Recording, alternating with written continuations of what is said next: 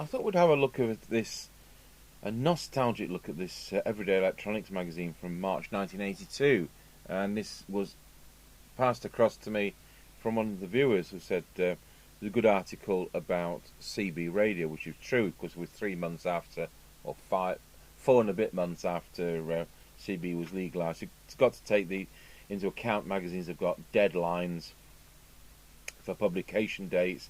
The cover date is usually a month before the actual month, so by this time there'd be probably 3 months of experience of CB radio, and it's interesting to see some of the sets which never happened. So I seem to think, as far as I was concerned, Everyday Electronics lost the plot not far after this. There were a plethora of projects for computers, home computers like the Sinclair ZX81, Sinclair Spectrum, VIC-20, BBC, and so on. And so it started to be more towards that kind of thing, not far after. So, what's the cover date? 70p. So this I've downloaded from that website, which I'll put a link to in the blurb. I do have this copy, but it was actually far easier to just print it out and spiral bind it. And by spiral bindings, at least we can open it up properly on the bench. So it's nice to see the advertisements. Watford Electronics, and they went down the Computer Avenue, didn't they? But I found them a useful mail order company. I was 20 at this time, 19 at this time, something like that. Greenweld, plenty of surplus stuff with Greenweld there on the left. Rapid Electronics still going. BiPAC. Magenta Electronics, they're still going. Of course, Heathkit's been and gone. There was some rumour of them coming back. I know they do teaching things in the United States, but as far as all this type of stuff goes, it's been and gone. The days of electronic ignition.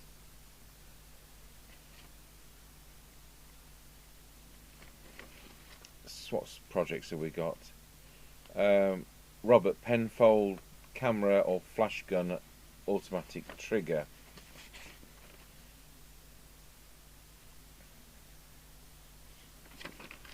Is this a sound operated one? Or is this a light operated one? Oh, it's infrared operated one. So he's got his crane flying a butterfly that's flown past it. Of course, you buy complete digital cameras with these facilities. We've got one on one of the buildings here, and there you go. A pocket timer still would be a useful project as far as I'm concerned. 4 minutes, 50 minutes, 3 hours are examples of what they're going to suggest. I think the idea behind this was a parking meter type of timer. And don't say, well, you can set a timer on your mobile phone. We don't all do mobile phones. Teaching. I don't know whether they're still doing teaching. Regular article.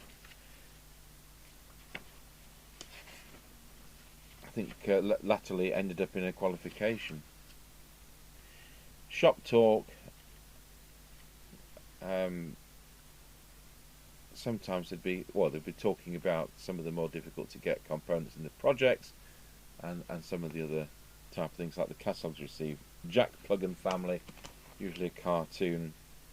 Little girl says to Mummy, "It was nice of Daddy to construct the model train chuffer for me, but I want to know when it's time for me to play with it." And of course Dad's there playing with it, which is what dads do. I wouldn't have called it a chuffer. Right. Counterintelligence, Paul Young, wasn't that another pen name for the chap behind Home Radio? Interesting book there, reviewed Public Address Handbook. And the second one here on the Practical Oscilloscope Handbook. Next month in Everyday Electronics. More memory for the ZX81. Add 2K to it.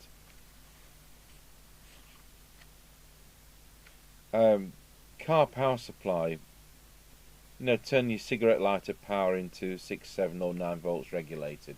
Still need things like that today, but they're so cheap to buy. A guitar tuner. So an oscillator that's going to produce exact frequencies for tuning a guitar to. Of course, we use this one for doing the 1 kilohertz tone. This is a chromatic tuner, so this does all the notes. It doesn't just do the 6 for a guitar, and that's why we have to use that. We have quite a sophisticated one for doing pipe organs. I'm just going to pause the video and just see whether it's on the shelf. And it is indeed the Corgo T120, which we use tuning pipe organs. So we're not, in this case, we're not generating a tone, but we're listening either with the built-in microphone, which this has, or you can plug an external microphone in for those notes which are so huge that you're going to have to mic them up. So what this is going to do is, with a needle, an actual real meter, see whether we've got batteries in it today.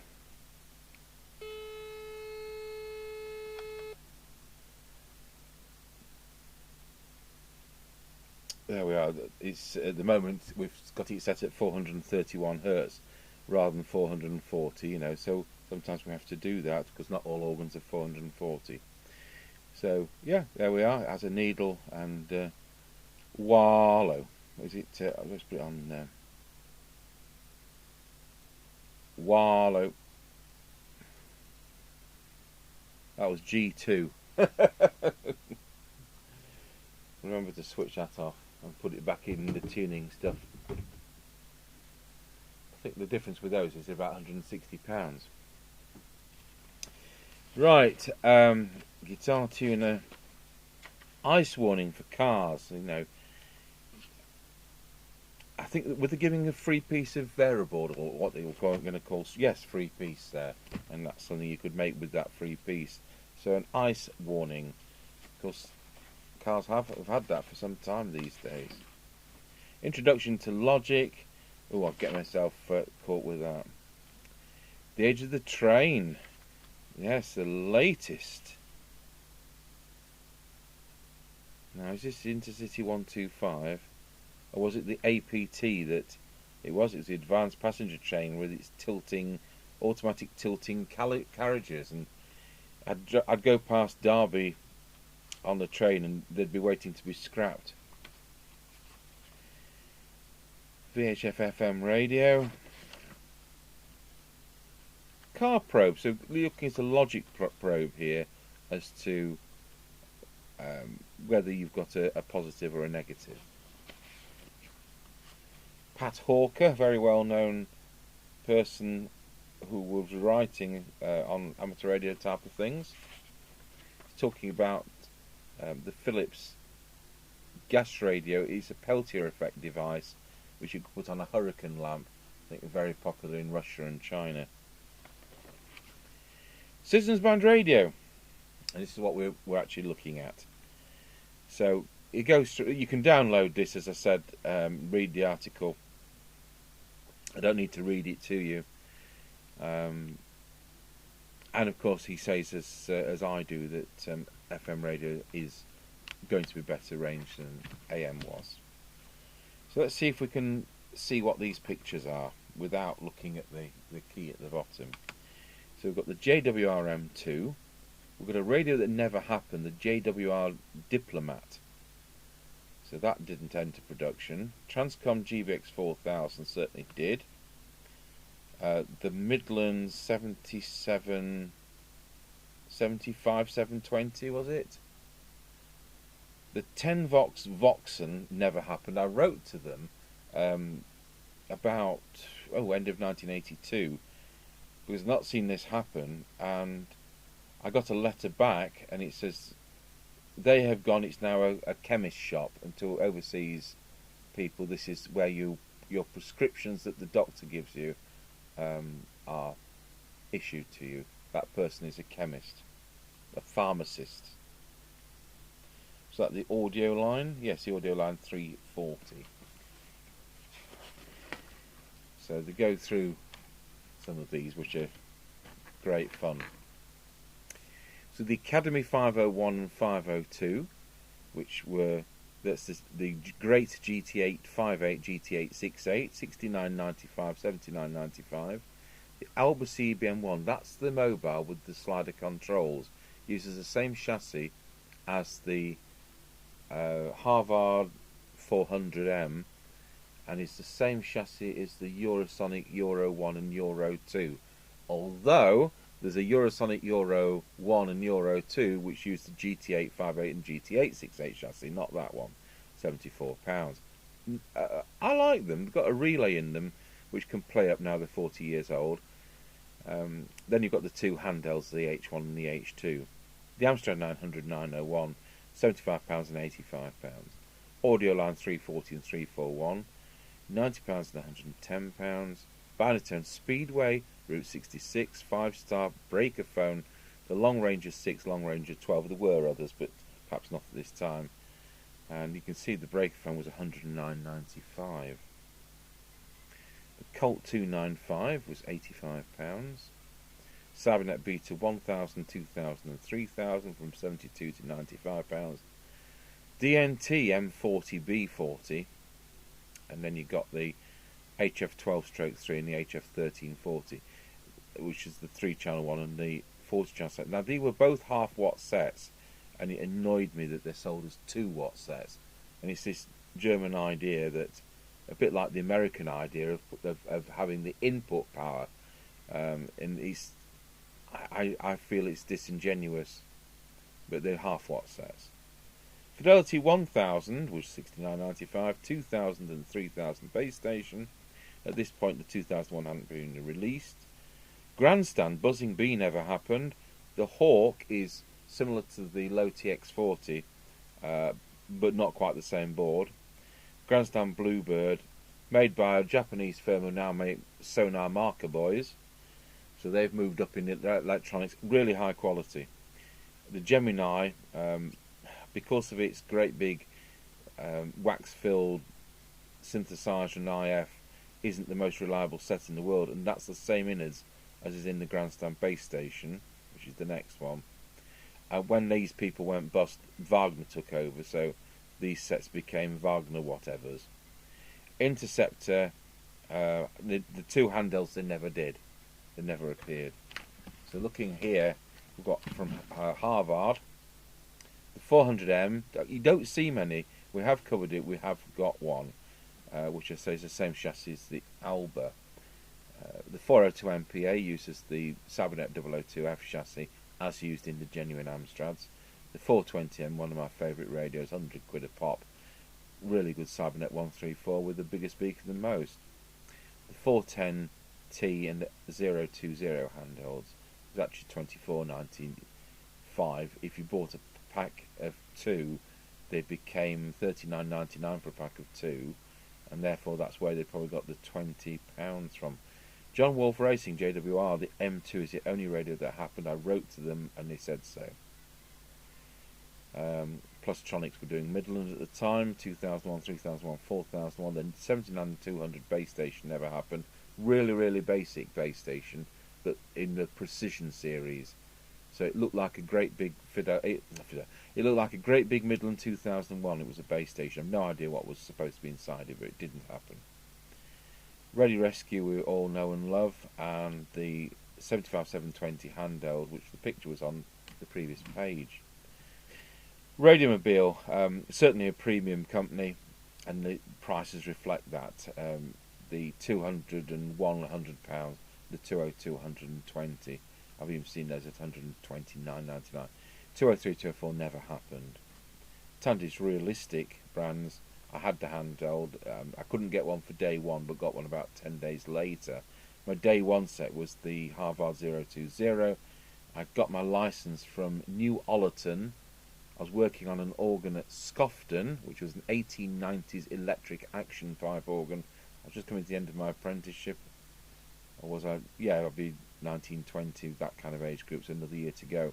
And I asked Mr. Groves, the boss, if he'd pop in at New Ollerton Post Office so I could get a radio licence, which I did.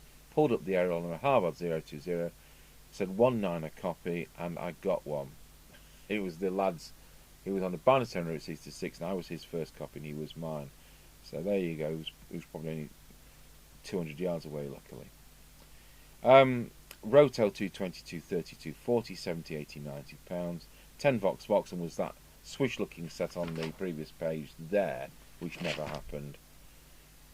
Not, on harping on about it, British made with plastic components. Well, it didn't happen. Transcom 2000 is a GT858 from Great, and the 4000 is the one shown on that picture, which is the Cybernet 002F chassis, as per the 402 MPA and the genuine Amstrads. Uniden 100 and 200 were £99 and £119. 40 years later, they need the capacitor doing. And York's 861 and 863, £69 and 94. I did see York 863s on day one for £119.99. Cybernet 134 chassis in both of those. They did go on to do the 867, which was not that good a set. Not much different to the Murphy DS602, and the nice base station, which is really like the Harvard 420M. Harvard, start again, which is really like the Harrier base station. The what do they call it? I've got three, haven't I? Anyway, you know what I mean, the base station. So there's a nice little look at some of the sets which you were doing. It goes on to talk about your best up was an extension speaker, whatever the set is, and that's true. Talking about aerials. Pointless features, and so on. So there we go. We'll carry on with a quick look. RTVC. They seem to turn some surplus stuff they were buying in bulk into more useful products. House register. So if you've got a house full of people, you can build one of these, and you can log in and log out, and you can press the button and see who's actually in. It's probably all right if you've got teenage children who lurk in their bedroom all the time. Are they in or are they out? Don't kind of join the family circle. So there's a project with a printed circuit board. Beginner's thing using the strip board. Some new products.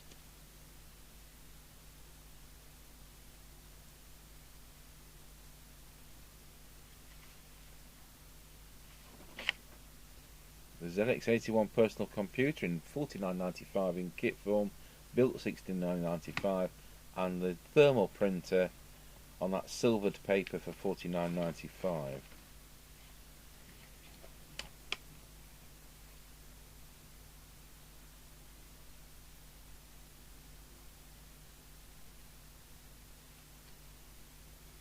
Just looking at J Ball, yeah, again it had surplus stuff.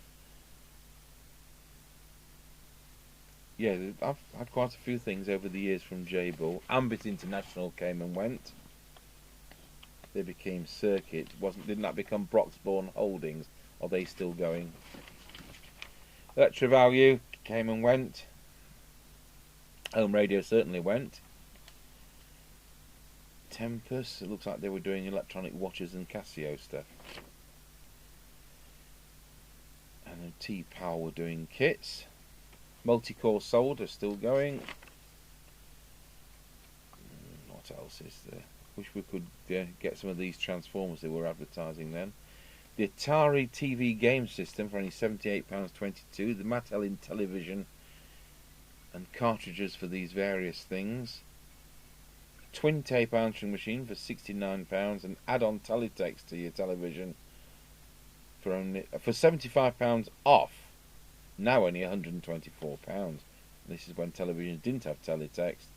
I was in the television trade, and I kind of waved that goodbye when I moved here in '85, And I've not had a television since the year 2000, and in this country you're having to pay something like £160 a year for a television licence, which is the authority to receive. And I'm not interested in propping up the BBC's their inverted commas talent seem to get a lot of money. Vero Electronics.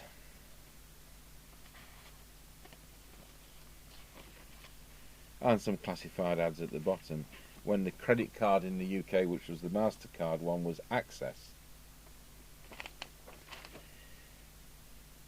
Radio component specialists.